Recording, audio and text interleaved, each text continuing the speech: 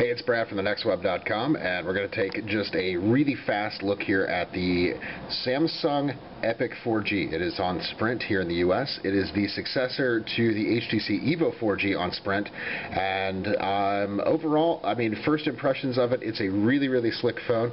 Candy bar design, as you see, there's no buttons on the front of it. I could almost, however, kind of fault them for that, because the problem that I've run into is that there is no visible button pretty much anywhere on the phone. It's kind of buried in there. So once you find it, then you do still have, of course, your 4 soft buttons on the home screen.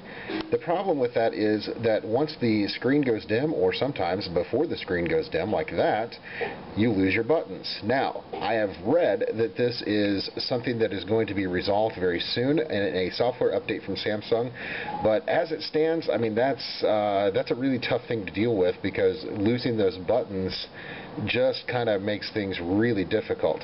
4G speeds on it. Now, we do have 4G being tested here in Nashville, or I'm actually just a little bit south of Nashville in a town called Brentwood, and yes, you can see there 5.7 megabits down, 1.1 megabit up. It's incredibly fast. Now, taking you back to the home screen, it doesn't seem to be loaded with a lot of crapware. There is some, some Sprint things on there, like NASCAR and navigation and things like that, and Sprint football, and then the Sprint zone, which kind of takes you into your account functions and things of that nature. However, overall, just a really slick phone. Now, of course, you know that if you do want the 4G speeds, you'll have to pay for the extra 4G price, and I think it's like an extra $10 a month right now. However, as you can see, the 4G is just absolutely screaming fast. So if you have it in your area, it can make a definitive difference in how you operate with your phone. I will say that I kind of dig the little application launcher down here in the bottom. On my phone, I typically have my phone, email, messaging, and then like a 4th button of some sort that take across my bottom anyway. And so the application launcher is nice. I really like that.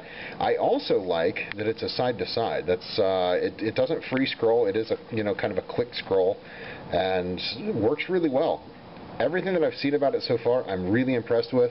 The other big deal with this particular Galaxy S smartphone is the fact that it's the only one that has a slide-out QWERTY keyboard. Keyboard feeling on it, really good. It's probably one of the better ones that I've used so far. Samsung did have another 3G one that I've used that was really nice. However, I like this one better. Buttons have a really tactile feel to them. Everything's just kind of laid out nicely. Makes a lot of sense. So that's the first look. We're going to put it up side by side with a couple of other 4G phones and a couple of other Android offerings, but that is the brand new one from Sprint. This is the Samsung Epic 4G. I'm Brad for thenextweb.com.